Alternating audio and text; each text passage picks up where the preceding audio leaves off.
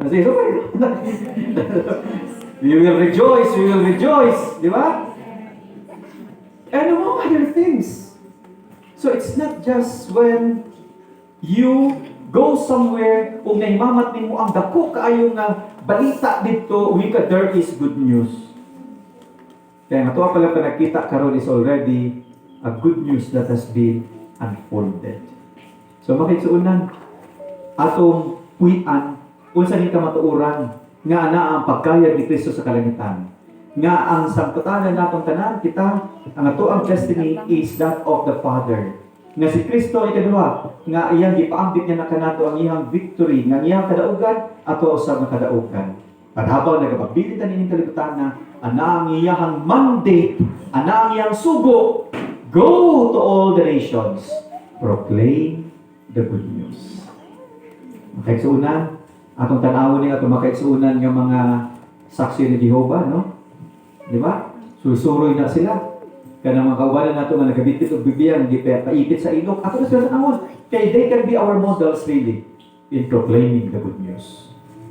Lain-lain na kinuuhan sa ilaha, pero look at them. Di sila maulaw. Nabubitbit og Biblia para ipaambit ang maayong balita. Kita po, di kita maulaw. Nga ito ang ipaambit, unsa ang gibuhat sa Diyos nga naha kanato. May God bless us. Aliutin doon. Nagatuo kami sa usa ka Diyos. Magbuhat sa langit o sa yuta, o sa tanang mga makita o dili makita. Nagatuo kami sa usa ka Ginoo, sa Jesucristo ang buktong anak sa Dios. Yanak samahan sa wala pa'y katuligan. Diyos ikan sa Diyos, kahayag ikan sa kahayag. Matuod na Diyos ikan sa Diyos na matuod. Yanak pinipinuha, usap pinaya samahan. Pinaagi kaniya na nahimo ang tanan. Tungod ka natong mga tao, alang sa atong kaluwasan. Ikanaraw siya ikan sa langit, sa lalang sa Espiritu Santo.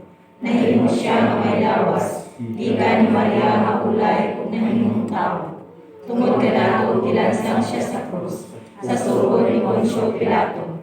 Nakanto siya ng matay ilupo. Sa ikatulungan daw na banhaw siya, aron matungan ang kasulatan. Misaka siya sa langit, nagalingkod sa tuos samahan. Mubalik siya ng mayayawon, aron maghukom sa mga buhi o sa mga minatay. Kung ang iyang hinarian walay katapusan. Nagatuo kami sa Espiritu Santo, ang Ginoo nga paghatag sa kinabuhi. Nagalikan siya samahan mo sana, dungan samahan mo sana.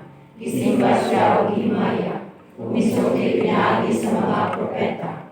Nagatuo kami sa usa, Santos Katoliko Apostoliko nga simbahan. Nagalikan kami sa usa ka pamilya, alang sa pasayuan sa mga sala. Nagapaabot kami sa pagbabanhaw sa mga minatay, o sa kinabuhi sa umaabot na kalibutan. Amen.